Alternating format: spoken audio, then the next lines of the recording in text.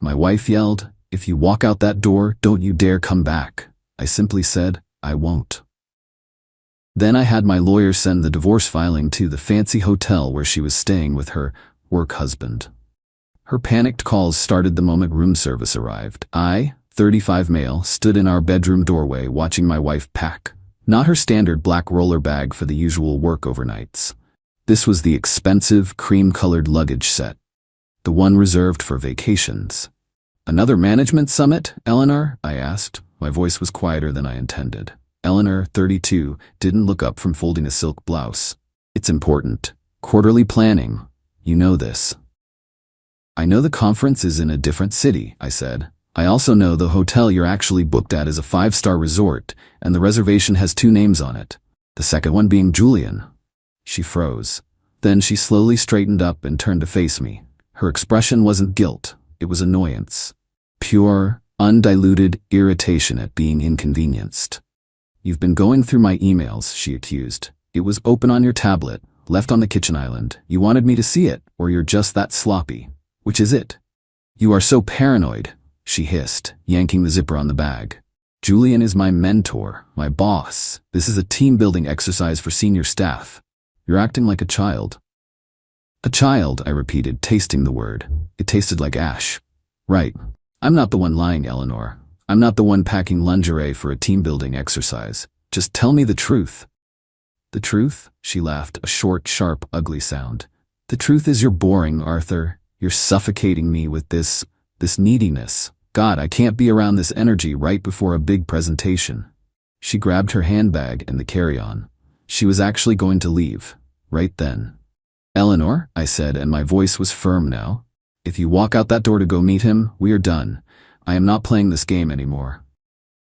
She stopped at the top of the stairs and looked back at me, her face twisted in contempt. "No, you're done," she spat. "I am going to be successful, and I am not going to be held back by your limp, pathetic jealousy. You know what? If you hate this so much, you leave. If you walk out that door, don't you dare come back. I am sick of looking at your miserable face." I stared at her for a long, silent moment. The woman I'd married, the woman I'd supported through her MBA, the woman who was now treating me like dirt on her shoe. I nodded once. "I won't." I walked past her down the stairs. I grabbed my car keys from the bowl by the door, picked up my laptop bag from my home office, and walked out the front door. I didn't look back. I sat in my car for maybe 5 minutes, just breathing. The numbness was absolute. It was like I was watching a movie. Then, clarity. Cold and sharp. I didn't drive around aimlessly. I drove to a decent extended stay hotel, one with kitchens in the rooms, and booked a room for 2 weeks. I sat on the unfamiliar, stiff sofa and pulled out my laptop. First, I transferred 75% of the money from our joint checking account, the one for household bills that I almost exclusively funded, into my personal savings. I left her enough to cover groceries or gas, just enough that she couldn't claim I'd left her destitute. Second, I called my lawyer. I'd had a consultation with him 6 months ago, when this friendship with Julian first started ringing alarm bells. He'd told me to wait for something concrete. "David," I said when he picked up. "It's Arthur. She's on her way. The reservation is at the Grand Elysian Hotel. She's with him. I want the papers filed, and I want them served. At the hotel, tomorrow morning." "Arthur, are you sure?" David asked, his voice all business. "I'm sure. She told me not to come back, so I'm not. It's aggressive, serving her there. It's not cheap, either." "I don't care," I said. "I want her to know exactly what she threw away, right in the middle of her new life. Embarrassment is the only language she understands." David sighed.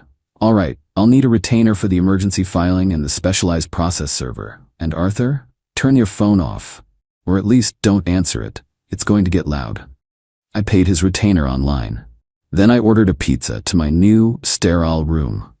I ate 2 slices and fell asleep in my clothes. My phone, which I'd left on Do Not Disturb, woke me up around 10 a.m. the next morning.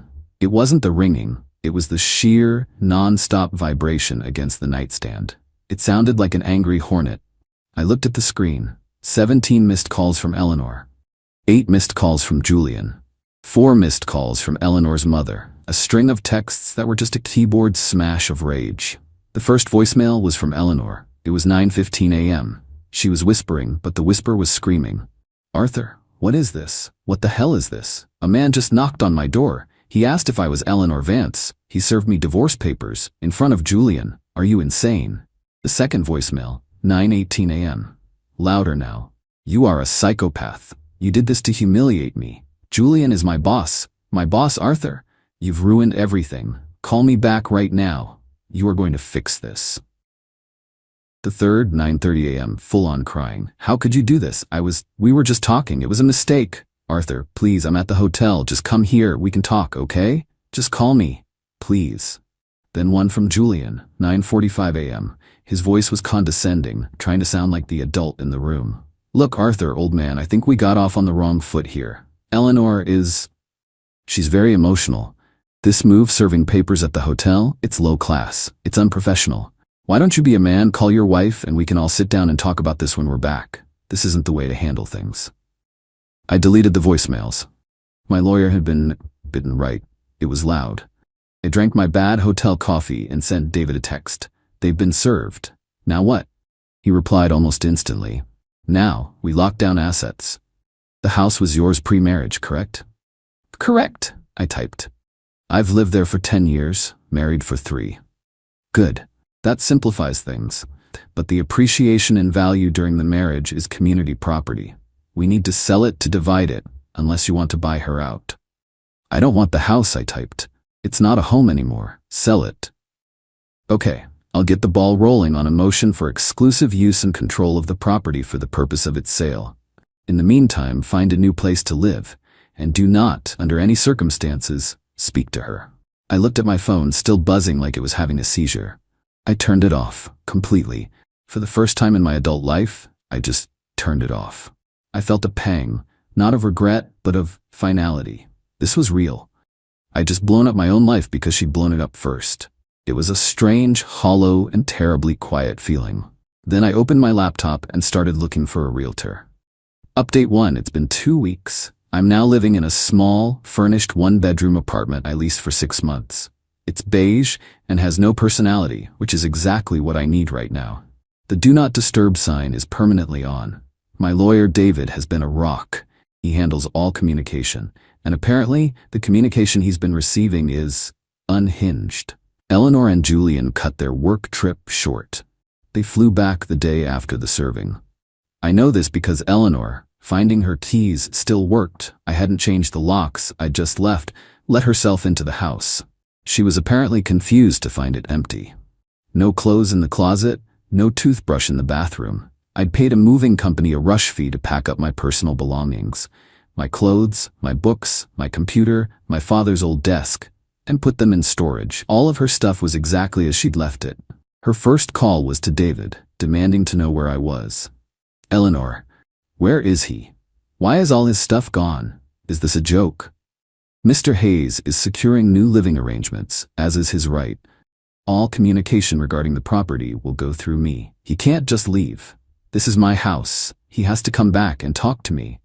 Ma'am, it is legally his house, purchased prior to the marriage. We will be filing to have it sold to divide the marital appreciation as required by law. I suggest you find your own counsel. She hung up on him. Then she tried a new tactic. She drove to my brother's house. I hadn't even spoken to my brother Tom yet.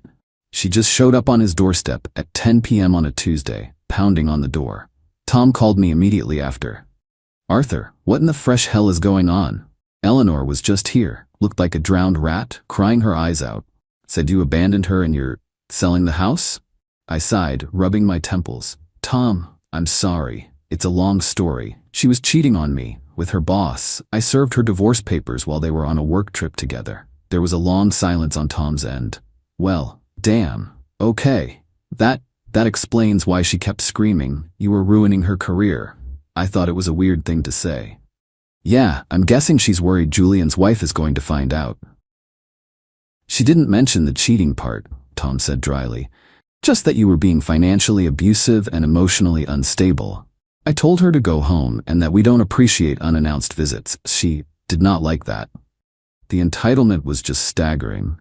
She cheated, got served, and her first move was to play the victim to my family. But the real dirty trick came yesterday. David called me. "Arthur," he said, and he sounded tired. "You're not going to like this. Miss Vance has filed a motion for an emergency restraining order." My stomach dropped into my shoes. "What? On what grounds? I haven't seen or spoken to her in 2 weeks." "She's alleging a history of coercive control. She's claiming you've always managed the finances and that by leaving and selling the house, you've dispossessed her and left her homeless and penniless. She's also claiming your aggressive act of serving her at the hotel was designed to terrorize her and has caused her extreme emotional distress and panic attacks. This is what the prompt warned me about. The immediate woman as victim card. She's lying," I said, my voice shaking a little. "She's the one who had the affair. She's the one who told me not to come back." "I know, Arthur, and her claims are flimsy. But we have to respond and we have to do it now. The hearing is tomorrow morning. I need you to be there, and I need you to be calm." The next morning, I was in a sterile courthouse hallway, wearing the one suit I'd had the movers pull from storage. I felt sick. Eleanor was already there, sitting with a shark-faced woman in a pinstriped suit. Eleanor was dressed down, no makeup, hair in a messy bun. She looked small, calculated. When she saw me, she flinched, a tiny theatrical gesture for her lawyer's benefit. We got inside. Her lawyer went first, painting a picture of a terrified, dependent woman whose cruel, controlling husband had vanished, cut off her funds. A lie. I'd left money in the joint account, which she'd immediately drained, and was now trying to sell her home out from under her. "Miss Vance is in fear for her safety," the shark lawyer said. "Mr. Hayes's actions are erratic and punitive. He served her at her place of work, causing a professional disturbance and severe emotional trauma." Then it was David's turn. "Your Honor," David said, standing up. He was calm, methodical. "My client has not seen or spoken to Miss Vance since August 14th. He left the marital home after Miss Vance told him, and I quote, 'If you walk out that door, don't you dare come back.' He simply complied." He continued. "As for the place of work where she was served, Miss Vance was at the Grand Elysian Hotel with her boss, Mr. Paul Julian Croft. Here is a copy of the hotel reservation in both their names. Here is a printout of my client's email confirming he left the house while Miss Vance remained. And here," he pulled out another paper, "is a bank statement showing the joint account my client left for Miss Vance, which she emptied into her personal account less than 24 hours after being served. My client is not controlling Miss Vance. He is extricating himself from a case of clear and admitted to infidelity." You could have heard a pin drop. Eleanor's shark lawyer looked annoyed. The judge, a no-nonsense woman in her 60s, looked at Eleanor over her glasses. "Miss Vance," the judge said, "are you currently employed?" "Yes, Your Honor," Eleanor whispered. "And are you currently homeless?" I'm staying with a friend." "The house, which your counsel admits is his separate property, is being sold. You will be entitled to your share of the marital appreciation. This is a civil matter for divorce court, not a restraining order. I see no evidence of harassment. In fact, I see evidence of you harassing his family." Motion denied. Next case. Eleanor's face went from pale to beet red. She stared at me as I stood to leave. It wasn't sadness, it was the purest hatred I've ever seen. As I walked out, I heard her hiss at her lawyer, "Get me that house. I don't care what you have to do. Get me my house." Update 2, the house. It all came down to the house. After her restraining order stunt failed, Eleanor's lawyer switched tactics. The house was my premarital property, so she couldn't get the house. But she could make the sale a living nightmare. My realtor, a fantastic woman named Sarah, had the place staged and listed in record time. We got an offer almost immediately. A young family, way over asking, no contingencies. It was a clean, easy sale. Then Eleanor's lawyer filed an emergency injunction to block the sale. The claim? Miss Vance has significant personal property within the home that has not been properly cataloged or returned, and she has not been given adequate access to retrieve it. David called me. "What property? I thought you let her get her stuff." "I did," I said. "She had a full weekend. Her mother and sister were there. They filled a U-Haul. She's claiming you've hidden or stolen several key items. Specifically an antique armoire, her grandmother's china, and something called the Celestial Weave." I almost dropped the phone. The Celestial Weave was the name she'd given to a monstrous art piece she'd commissioned 2 years ago. It was a 10-foot wide, 8-foot tall monstrosity of tangled copper pipes, colored glass, and driftwood that was bolted directly into the living room wall. It was, to put it kindly, hideous. I'd hated it since day one. "David," I said slowly. The armoire and china were the first things her mother packed. I have photos from the realtor, pre-staging, showing the empty dining room, and the Celestial Weave. It's a fixture. It's attached to the studs. It's part of the wall. "Ah," David said. "I see. She's not trying to get her stuff back. She's trying to tank the sale." The new buyers were understandably spooked. They had a rate lock set to expire. We had to go back to court. This time, Eleanor was there, again in her mouse costume. Her lawyer argued that the Celestial Weave was a priceless custom piece of art, an heirloom in the making, and that I was attempting to sell it with the house out of spite. David was ready. "Your Honor, we are happy to return the Celestial Weave to Miss Vance," David said pleasantly. Eleanor and her lawyer both smirked. They'd won.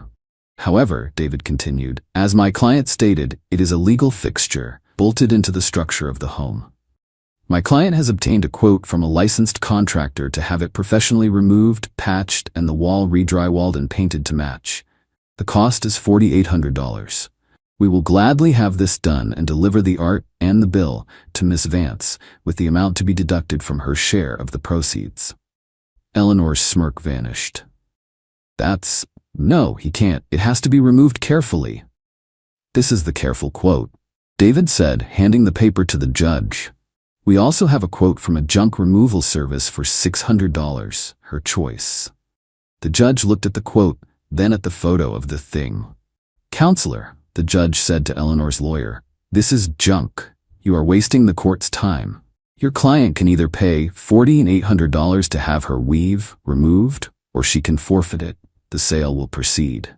But the dirty tricks weren't done. While this was happening, I got a call from a very angry-sounding man. "Is this Arthur Hayes?" he barked.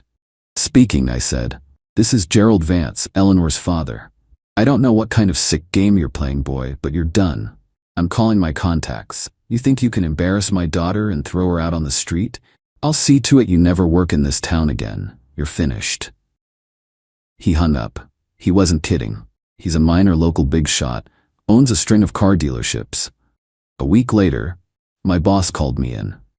"Arthur," he said, looking uncomfortable, "I got a call from Gerald Vance. He's not happy with you. Said you're unstable, going through a nasty divorce, harassing his daughter.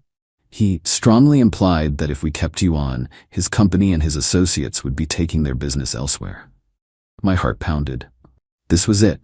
The move that would actually ruin me. "Mark," I said, "he's lying. His daughter cheated on me. I'm divorcing her. Here's my lawyer's card. Please just call him. He'll give you the facts." "I don't care about the facts, Arthur," Mark said, and my stomach clenched. "I care about our quarterly numbers." But what?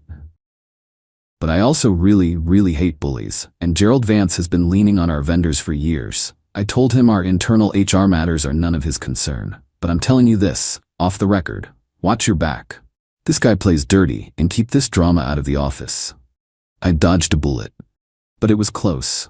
The stress was unreal. I wasn't sleeping. I'd lost 15 pounds. This wasn't a clean victory. It was a war of attrition. Final update. It's over. The divorce was finalized last week. We didn't go to trial. After the Celestial Weave debacle and after her father's failed attempt to get me fired, their side finally agreed to mediation. I think her lawyer realized that every time Eleanor opened her mouth in court, she lost. The mediation was a single 8-hour day of my life I will never get back. I walked in with David. Eleanor was already there with her lawyer. And, in the most audacious move I have ever witnessed, Julian was there. He wasn't in the room, but he was in the waiting area, for moral support. He was rubbing her back and getting her coffee. The sheer, unmitigated gall. The main fight, as predicted, was money. The house sale had gone through, despite Eleanor's attempts. The final appreciation value was $180,000. Her legal share was $90,000. Ms. Vance is also requesting rehabilitative alimony for a period of 5 years, her lawyer began. She has suffered extreme professional and emotional damage as a result of this trauma. Her career prospects have been impacted. David just blinked. Impacted? She's still employed by the man in the lobby. In fact, we have her most recent pay stub which you provided, showing she received a 10% raise after the work trip. What trauma is she being compensated for?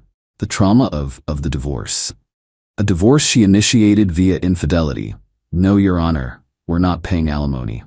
Then came the assets. We went back and forth on furniture. She got the couch, the dining table, the patio set. I kept my father's desk, the good mattress, and the TV. Then her lawyer brought up the celestial weave again. My client has forfeited the art piece, but she expects to be compensated for its value, which she has appraised at $30,000. She slid a piece of paper across the table. An appraisal, written on letterhead from a gallery I'd never heard of, signed by a curator who I'm 99% sure was one of her art school friends. David didn't even look at it. He slid a paper back. This, David said, is the final closing statement for the house. As you can see, the buyers, after living with the piece for 1 week, elected to have it professionally removed. They found it blocked a significant water damage patch that was not disclosed, likely because the piece was installed to hide it. We had to credit them $10,000 for mold remediation and repair. We are deducting half of that, $5,000, from her $90,000 share. Eleanor's lawyer's face went gray. Eleanor just stared. You can't. Eleanor sputtered. That's criminal. You damaged the house. Ma'am, the mold was from before your weave, David said. You covered it up. That's fraud. The final tally was brutal. Her $90,000 share, minus $5,000 for the mold she hid, minus $2,400 for her half of the cost to remove the weave. The buyers got a different quote. Minus $7,000 for the marital credit card debt she'd run up buying her trip wardrobe, which David had meticulously proven was all her personal post-separation spending. Her grand total, her windfall from our 3-year marriage, $75,600. She looked at the number, then at me. This isn't fair, she whispered. I put my stamp on that house, I decorated it, I made it beautiful. That's worth something. It's worth $75,600, David said, closing his binder. Eleanor stood up so fast her chair screeched. You will regret this, Arthur. You'll be alone forever. You're a cold, empty shell of a man. She ran out of the room past Julian, who looked deeply uncomfortable, and down the hall. Julian, he actually looked at me. He opened his mouth as if to say something. Maybe sorry, maybe no hard feelings. Don't, I said, my first and only word to him. He just nodded and went to chase after her. So that's it. It's done. I'm still in the beige apartment. The $75,600 has been transferred to her. The house is sold. Okay, it's not a victory. I lost 3 years of my life. I lost my home. I lost a woman I, at one point, truly loved. I'm in debt to my lawyer. My boss still looks at me funny sometimes, though Gerald Vance's threats seem to have died down. But I'm not with her. I'm not being lied to. I'm not paying for her hotel rooms with her boss. Last I heard, Julian's wife did find out, not from me, from someone else at their company.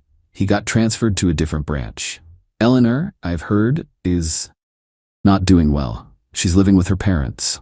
Apparently, Julian wasn't as keen on her once she was no longer a fun secret and was instead a very real, very expensive, and very dramatic liability. I got one last text from her from a new number the day the money hit her account. I hope that $75,000 was worth it. You destroyed my life over money. I just stared at it. She still didn't get it. She never will. I didn't reply. I just forwarded it to David, blocked the number, and went back to unpacking the last of my boxes from storage. It's not a happy ending, but it's an ending, and it's mine. My girlfriend said, my parents remortgaged their house for my medical bills. I gave her $50,000 to help. Then I saw their vacation photos from the Maldives. I didn't ask for it back. I simply sued all 3 of them for fraud. Their masks collapsed in the first hearing. I, 29 male, still can't believe I'm writing this. 2 weeks ago, I was planning to propose. Now I'm in the middle of a fraud lawsuit against my girlfriend and her parents. Been with Jenna, 27, for 3 years. Met her at a bookstore. She was reading medical journals. I was browsing sci-fi. We clicked instantly. She was finishing her nursing degree. I was working as a data analyst for a logistics company. Nothing fancy, but decent money. Last year, Jenna started having health issues. Chronic fatigue, mysterious pain. Doctors couldn't figure it out. She was in and out of specialists, missing work at the clinic where she'd started. The bills started piling up. Then in January, she broke down crying. Said her parents, Frank and Dottie, had remortgaged their house to help with her medical expenses. Showed me paperwork. Looked like refinancing documents. Medical bills totaling around $85,000. Her insurance had supposedly denied coverage for experimental treatments. I felt terrible. Here's this woman I love.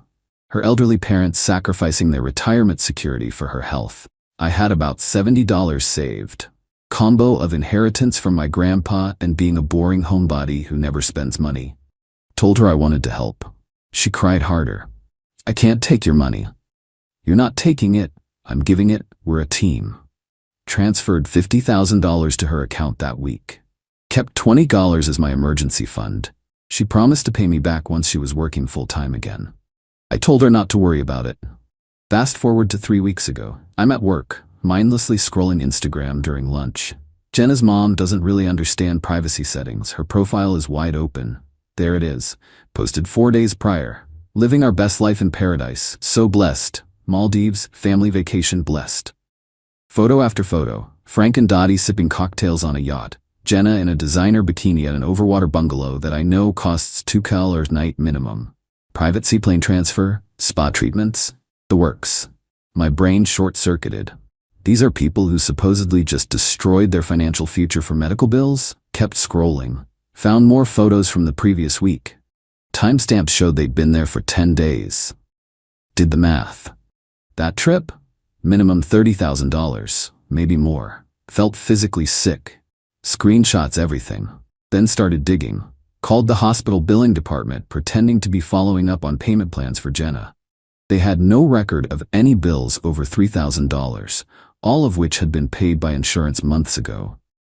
The specialist she was supposedly seeing? The clinic existed, but when I called asking about their experimental chronic fatigue treatment, they were confused. They do standard rheumatology, nothing experimental. The refinancing documents she'd shown me? Started looking closer at the screenshots I'd taken back then. The letterhead was slightly off. The bank logo was low resolution.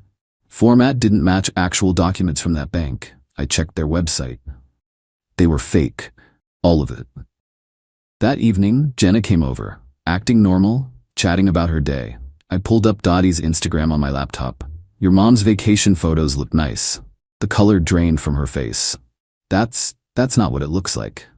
Really? Because it looks like your parents took my money meant for medical bills and went to the Maldives. She started scrambling. They needed a break, the stress of my illness, the refinancing. They just needed some time away. Jenna, I called the hospital. I called the clinic. I know there were no bills. I know there's no experimental treatment. Silence. Then she tried tears. I was going to tell you, we were in debt from other things, credit cards, my student loans. My parents were going to lose their house. So you fabricated medical bills? Created fake documents? That's fraud, Jenna. It's not fraud. You gave it as a gift. I never signed anything saying it was specifically for medical bills. That's when I knew she'd already thought through the legal angles. This was calculated. Get out. She switched to anger. You can't prove anything. You gave me that money freely. Get out. She left, but not before saying, you'll never see a penny back. And if you try anything, I'll tell everyone you're a controlling psycho who's bitter about a gift. Challenge accepted. Update 1. The mask came off fast. First, let me address something from the comments. Yes, I have everything documented. Every single thing. Being a data analyst makes you paranoid about backups. I had screenshots, bank transfers records, even recorded our conversation. One-party consent state, completely legal. 3 days after I kicked her out, I get a call from Frank. This man who I'd had dinner with dozens of times, who called me son, immediately went on the attack. How dare you upset our Jenna, after everything she's been through? Frank, I know about the Maldives. I know there were no medical bills. You ungrateful little prick, that money was a gift. You can't take back gifts because your feelings got hurt. You're right, Frank. I can't take back a gift, but I can sue for fraud when that gift was obtained through false pretenses. He laughed. actually laughed. You think you're smart? Jenna documented everything.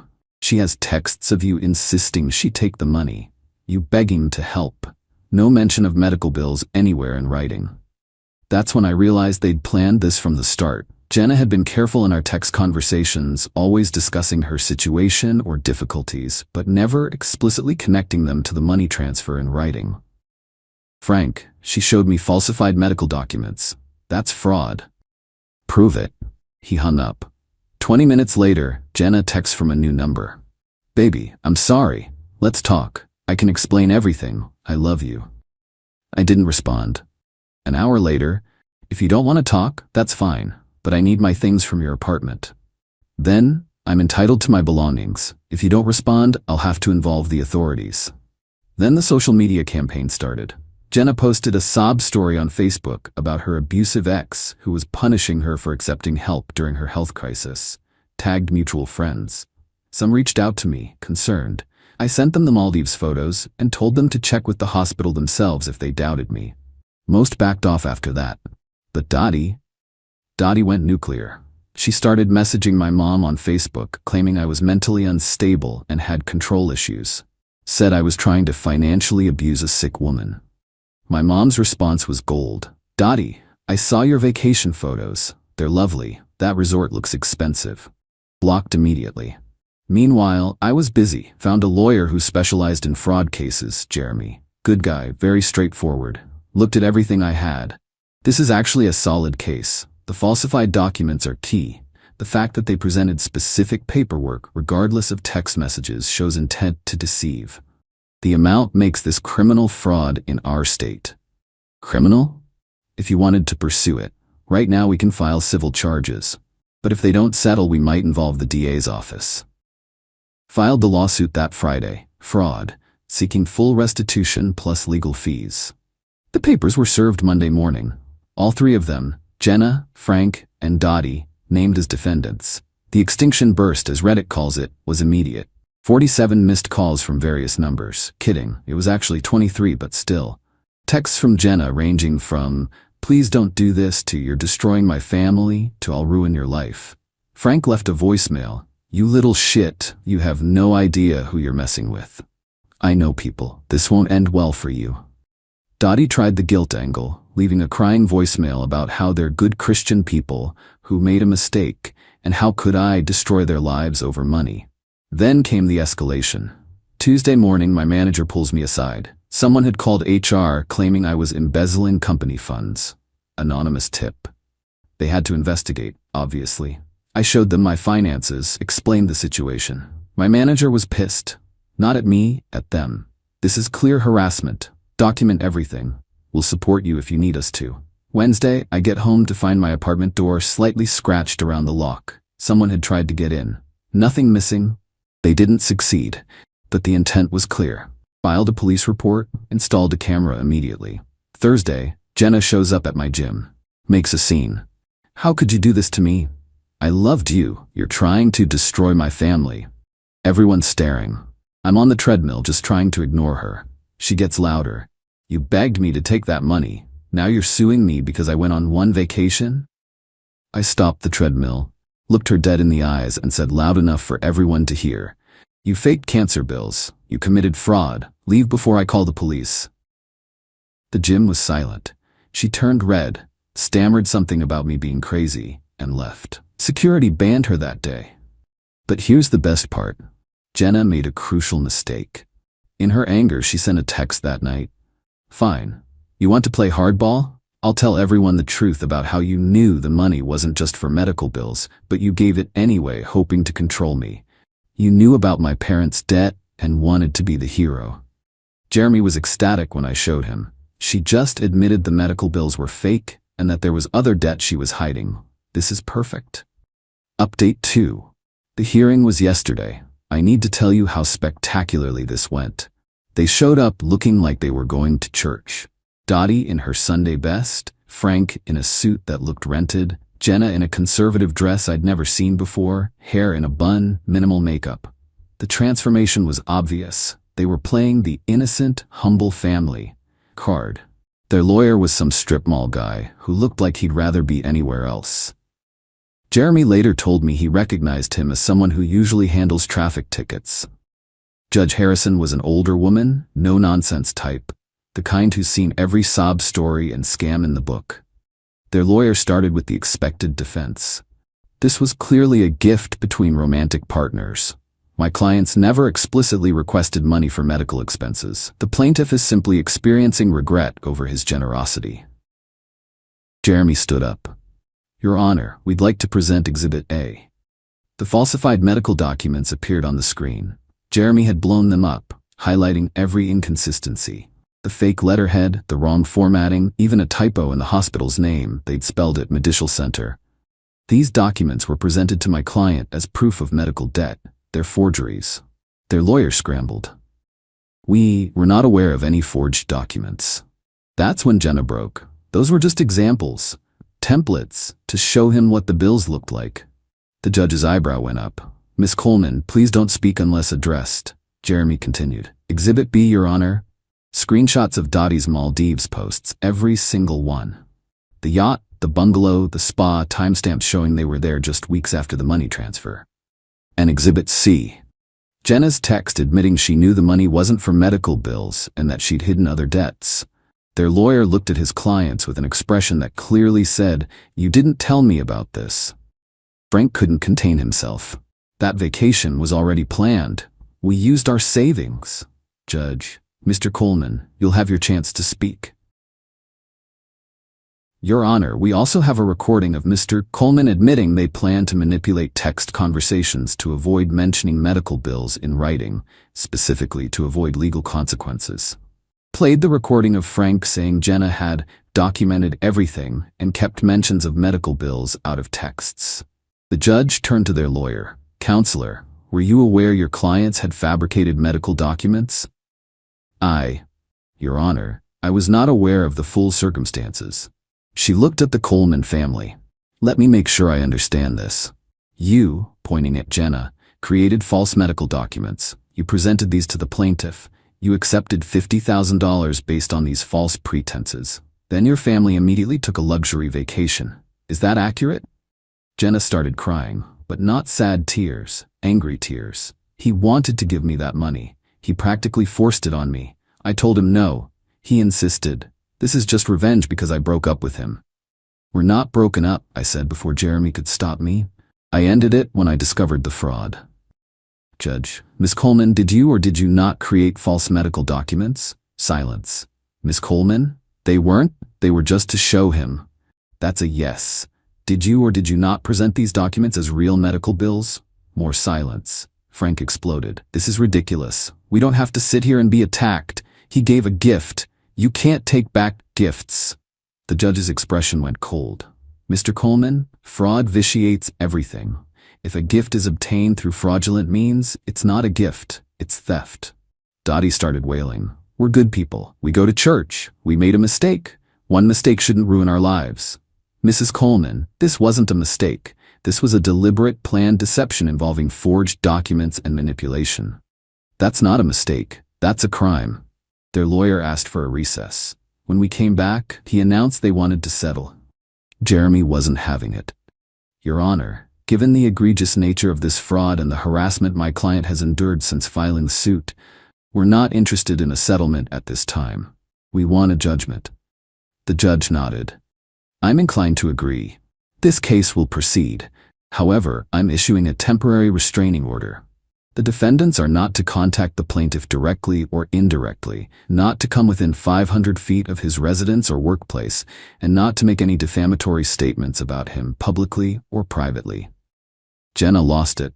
You can't do that. He's ruining our lives. He's the one harassing us. Miss Coleman, you're very close to contempt. Your family perpetrated fraud. The plaintiff is entitled to legal remedy. Any further outbursts and you'll spend the night in jail. As we left, Frank muttered something about this not being over. Their lawyer quit that afternoon. Jeremy got a call saying he was withdrawing from the case. Final update. It's been a month since that first hearing. I wanted to wait until everything was finalized before updating. After their lawyer quit, the Colemans went through 2 more attorneys. Each one dropped them once they saw the evidence. Turns out, lawyers don't like clients who lie to them about forging documents. The harassment escalated briefly. Someone keyed my car, $3,000 in damage. Security footage was too grainy to prove it was them. But come on. Jenna created a fake Instagram account to message my coworkers claiming I was dangerous. Screenshots went straight to Jeremy, straight to the judge. Violation of restraining order number 1. Frank was dumber. He approached me at a gas station. "You think you're smart? You destroyed my family. My daughter is a wreck. You're gonna pay for this."